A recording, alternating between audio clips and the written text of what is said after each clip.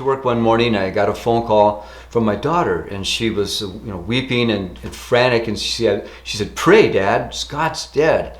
And I could hear all the pandemonium in the background, and the phone went dead, but I knew what happened. I knew that he had overdosed. And so I didn't have my car. I carpooled to work, and I called my wife. And it took me an hour to get to the hospital. So when I got there, I went into the emergency room, and I asked the doctor if he could tell me what room Scott Oxford was in. And he thought it was kind of rude. He said, he pointed, and he says, "Oh, you're the one that's going to sign the paper." And I did not like that. Anyways, I went into the room, and there was my son. He's 6'3", he's all muscles, and he's unconscious. He's on a gurney, and a machine's breathing for him, and his body's jumping up and down with the machine. You never want to see one of your loved ones like that. So, I'm a trained minister in the healing rooms. I laid hands on him, and I prayed for life and commanded his organs to work, and I don't remember my exact words, but they took him over to the ICU, and the head nurse came over, and I was very impressed with her compassion. She wept, and she told me, "I'm sorry, Bob, but I don't believe Scott's going to make it." And I told her, well, there's hope because we're asking Jesus, and she just smiled and nodded. And then the next day she came to me and she said, "Well, Bob, it's kind of a miracle because Scott's still alive, but if he lives, he won't be the same Scott. He won't be able to speak, and he'll have to live in a facility." And I said, "Oh, no. We're asking Jesus for a full healing, and there's hope." And she smiled and nodded.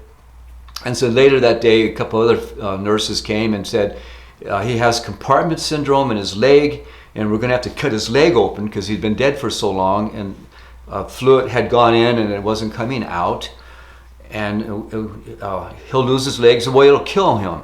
So I gave him permission, and they did that surgery. So then the third day, I had to go home, take a shower, hadn't been home, and get some wood. And to be honest with you, I wasn't commanding anymore. I was begging. I was weeping before the Lord for my son's life. And it's hard to tell the story. This has been a few years, but I said, "Lord, save my son. Please don't let the devil have the victory in this." And I just, wept before the Lord. And then it must have touched his heart, because I went in a house and I decided I've never prayed on my face like Pentecostals, and I did. And the Lord spoke to me, and he said, he told me to get up. He said, "You don't need to do that." And the phone rang, and it was Dennis Sanders, and he said, "You're not going to believe this. He's back. He's answering questions by nodding. He's hugging people. Get back down here." So I go back down there, and there's 6 nurses weeping in the hallway. My son is like, "Get this out of my mouth." He can speak perfectly normal. That doctor from the first day was totally blown away. And so I asked him, "What do you say now?" And he had said to one of the nurses and Dennis, he had no idea how that happened. He didn't know. And the head nurse came to me and says, "I've seen 2 miracles in 28 years, Bob. And that's the second miracle that I've ever seen." She said, nobody in this hospital thought that he was going to live. And we made arrangements to donate his organs. So try to shorten the story up, it took a month. His kidneys weren't working. None of his organs were working. He had 30% of a heart. We actually called the 700 Club. His kidneys started working. And then same thing with his bladder. And then at the very end, after about a month, his heart had come back to 30%. Now, I didn't tell this part of the story to you, David, but the rest of it is later, the paramedic came back to where Scott was living with his mom, because she had a problem, and he almost wept when he saw Scott. And he said that he was on his way to the house, and he was a Christian, and the Lord had impressed upon him that he was not to give up on this one.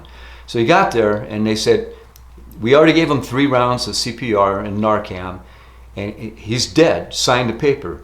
He says, "No, we're not to give up on this one." And they got angry. He said they got angry, and they said, "He's dead. Sign the paper."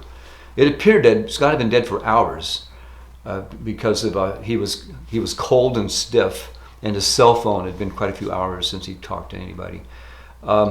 He told Scott that he got 9 rounds of CPR, and they got a heartbeat, and they put him in the ambulance, and he died. But his eyes were responding to light, and you're not supposed to happen when you've had a cardiac arrest.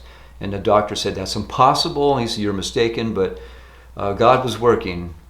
And so Scott walks. All of his memory came back. He went back to work. And that's the story of my son's resurrection.